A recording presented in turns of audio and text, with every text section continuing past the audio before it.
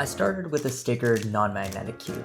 Then I bought a stickerless magnetized cube with adjustable spring tensions and ridges. So the clear next step for me was to buy a Bluetooth cube. I ordered this about 2 weeks ago and it took 4 days to arrive. I also ordered these 2 knickknacks that put me over the expedited shipping limit. $75 by the way.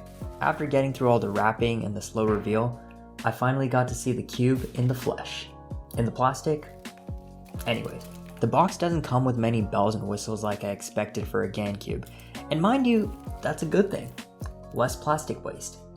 So we are removing these items from the GAN box, which reduces carbon emissions and avoids the mining and use of precious materials. We have a few pieces of cardboard, a charger, a manual for how to solve the cube, a Chinese translation in case anyone wants to learn Chinese, more cardboard, more instructions, a nice bag, some springs, and a USB cable, which I actually really needed because the rest of my cables are all USB-C. Also, thank goodness for USB-C because it literally took me 3 tries to get that micro USB cable plugged in properly. But you've all unboxed a cube before. So let's talk about the actual Bluetoothness. I tried connecting it and right away it asked for a pin. I wasn't sure what to do, so I tried 0000. Didn't work. Tried a bunch of other things, tried asking Cubeast, tried looking in the manual, nothing. Then I tried 0000 again. Worked like a charm.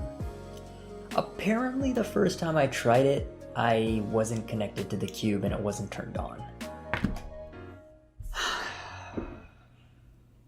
Before buying this, I fully expected it to be a subpar cube because of all the Bluetooth and electronics inside. But surprisingly, the cube actually turned super well. I wouldn't have even known this was a Bluetooth cube if you didn't tell me. Sure, the price is steep and it's not customizable like other GAN cubes, but that's not what you're buying this for. And I think GAN knows that because the center caps are way harder to get off than I expected. I almost thought I was breaking the cube at first. The cube corner cuts well right out of the box and you can tension and lubricate the outside too since all of the electronics are inside this ball core. The cube is magnetized, but like I mentioned, they're not interchangeable like other GAN cubes. The actual cube was pretty smooth and I was able to get a few good solves in, but then came the desyncs. What is happening? Oh, the desyncs. It took me almost an hour to get a good solve that wasn't a desync. I'm gonna try solving a little bit smoother this time. Oh, it worked! At first I thought it was a defective cube, but then I tried connecting it to my phone and it worked much better. So that's one point to the app. Remember though that when I wrote this, I was comparing this to this. The bar wasn't very high to begin with. We'll get back to the app later. I have some thoughts. So I upgraded my Bluetooth connector from this tiny dongle to this massive chonker. Side note, if you're buying a Bluetooth cube, make sure your computer has a good Bluetooth receiver. Usually laptops and phones come with them inbuilt, but my PC didn't. And then I started testing it again, this time on stream. So you're probably wondering, Preetham, what's the big deal? Well, let me tell you. First of all, take a look at that sick overlay. Makes streaming way better. Secondly, let's say I'm midway through a scramble and I get a big donation or a subscriber or a follower even. All I have to do is put down the cube, say, oh my god, thank you so much for the subscription, come back to the scramble, and boom, I remember my spot and I don't have to worry about making mistakes. But let's say I do make a mistake. Oh no, never mind. I actually can just do the inverse of those moves and then fix the solve, continue without making any more mistakes. Finish scrambling, start inspection.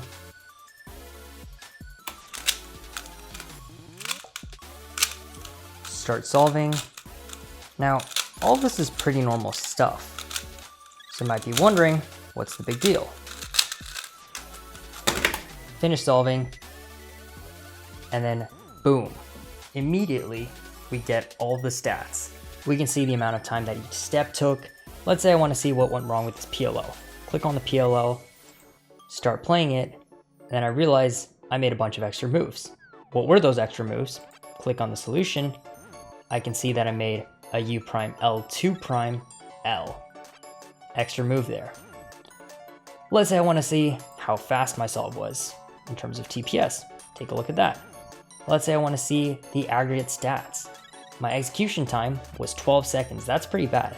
My recognition time, not as horrible. Still can improve on that. And then it shows me my pickup and put down time, inspection time. All of these are super useful. Things that you would never be able to do with a regular timer.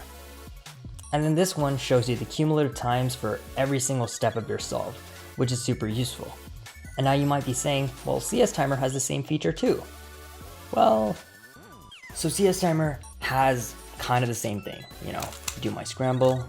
Oh wait, I actually have to do it properly this time. Do my scramble, start my inspection, and right off the bat, oh wait, I need to press for the cross. See, right off the bat, I'm like messing up a ton because I keep forgetting that I need to press this button and it's not even accurate. Look at that. That was a trash solve. Fortunately, we don't have to worry about any of that because we have Cubeast, which makes the solving process so simple. And I need to refresh the page again because disconnected. That maybe not as simple as I thought. All right, so where were we? But then I tried connecting it to my phone and it worked much better. So that's one point to the app. Right. So that's one pro. I also thought the scrambling on the app was a little better because it didn't take me out of it completely every time I messed up. So that's another. The timer is pretty nice. I mean, it does take some getting used to just continue to solve instead of having to put down the cube, start the timer, and pick it back up every time. But after getting used to that, it's actually pretty nice to just continue solving instead of having to throw down $70 worth of electronics every time you finish a solve. Finally, you can click on your session and see a review of each solve. It keeps track of moves, TPS, and rotations, although I'm not sure how accurate the rotations actually are. Then you can see a breakdown of each step for CFOP, see what moves you made, and replay the solve. There's also something called fluency, which I don't fully understand. I have a 12-second solve with 78 fluency, and then a 19-second solve with 77 fluency. If anyone knows, let me know in the comments. The algorithm practice is actually super useful, but personally I don't use it that much. It gives you a random algorithm, and you just solve that without worrying about the actual cube state. Then you do the next algorithm without having to resolve or rescramble it, and you can just keep on going for pretty much forever. Okay, so now the cons. Maybe I should make this column a bit wider because I know it's coming. Firstly, when I buy a GaNCube and it asks me to download an app called CubeStation, I feel like I'm about to get hacked. Secondly, it requires location permissions. It requires a login. And every time I open the app, it asks me for camera permissions and storage permissions. Why do you need storage permissions, GaN? Why? That's the quickest way to get me to uninstall your app right after I finish this video. Thirdly, the first few 1v1 battles are definitely against bots. Here's my reason. I always get matched almost instantly with a new person. This person can't solve in under 1 minute. Who's spending $70 on a queue when they're that slow? Then when they finish the solve, it takes about 3 seconds for the solve to complete. Then after the first 2 solvers who are super slow, immediately they match you against someone who can solve the cube in like 10 or 15 seconds. Maybe those people are real, but who's to say they're not? I think we should vote red.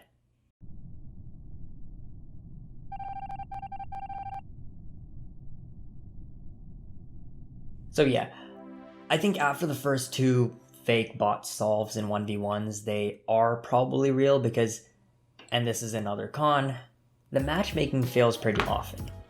And so usually you're waiting for a minute or maybe a minute and a half to find a match. But the worst part is if you don't find a match in the first minute, you're kicked out of the queue. So you have to be back at your phone, you have to click the match against button, and then you have to wait at your phone to make sure that you're matched. Fortunately, you have these useful tips while you're waiting, although I guess most of them are repeats. And then there are tips like this. Dana Yi is one of the fastest women in the world. Actually, you know what, let's throw that in the pros. Then there's the translations. The prompts, okay or continue. Which one's which? You want to go to the next page, does that mean you press continue? Or do you press okay? Because usually when I want to go to the next page, I press okay. Turns out, continue is right. But it really shouldn't be that difficult, should it? Then there's algorithm practice versus standard timing.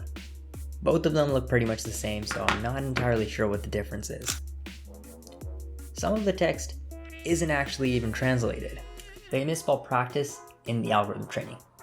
You might be saying, oh Preetham, that's just the British spelling. Well, double Dutch jinx with a cherry on top, no it's not, because they misspell practice in 2 different ways in 2 different places. Right. And then there's AI solve. If you don't know how to solve the cube, then this helps you solve it. But I couldn't for the life of me figure that out from AI solve, because when you go into it with a solved cube, it gives you this warning. Cube state is unsolved, recover again. What do you mean it's unsolved? It's perfectly solved. Are you telling me this cube has invisible lenticulating stickers or something?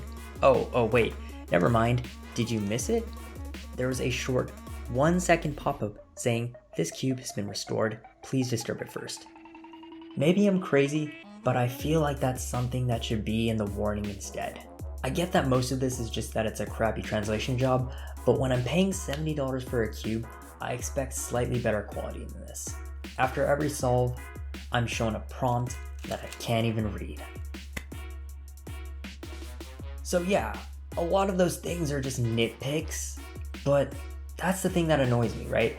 There are so many small things that are easy to fix, but it feels like they just don't care. And all the cool features like algorithm training, timing, and the scrambling can be replicated pretty easily on other websites. So the benefits of using this app are pretty minimal. The only potentially interesting thing is the 1v1 battles, but like I mentioned, I have a hunch that they're bots. And even if they're not, the matchmaking usually matches you with people well outside of your skill range. So it feels like the winner is decided before the match has even started.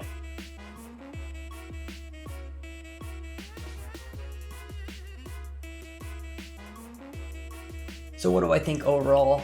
If you're looking for a Bluetooth cube, this one definitely does the job, and it works pretty well as a speed cube as well. I don't expect it to be WCA legal for a long time, if ever, so don't buy it planning to use it at a competition.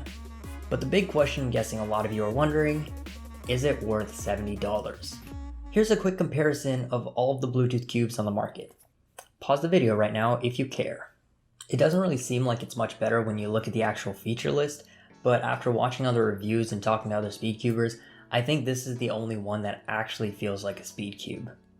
I suggest you watch other reviews too though. If you care about the app, don't get this by any means. Run as far away from this video as possible. Well, actually, click that like button, that would be helpful. But run as far away from this cube as you can, because this is not the cube for you. However, when I wanted a Bluetooth cube, the reason I got this one is because even though there's not a huge Bluetooth cube ecosystem right now, I think it's growing, especially because of the pandemic. There are tons of smart people like Lucas Guerin working on building Bluetooth cube integrations for websites. And I think once the number of websites and apps that are integrated with Bluetooth cubes increases, I think we're going to see a huge boom in the functionality and capability of Bluetooth cubes in the very near future. For me, I'd rather have the best right now instead of having to buy a cube that's alright for the price and then have to replace it with another cube that has better features 2 years down the line. If there's something you're wondering about that I didn't answer in my review, then leave it in the comments down below, and if there are enough questions, I might do another review or a quick Q&A, or maybe just answer them on stream. At the end of the day, I think another great reason to buy this is because it's just a good training cube. I think my times have genuinely gotten significantly better after using this cube. And sure, maybe they've only increased by a second or two, but when I was at 15, 16, 17 seconds for the last few months, and then I buy this cube and all of a sudden I'm getting 13s and 14s much more consistently, I feel like that's worth something. And secondly, I just love looking at the data. It makes each solve feel so much more worth it, and it also allows me to have amazing moments like this. Okay. Ooh.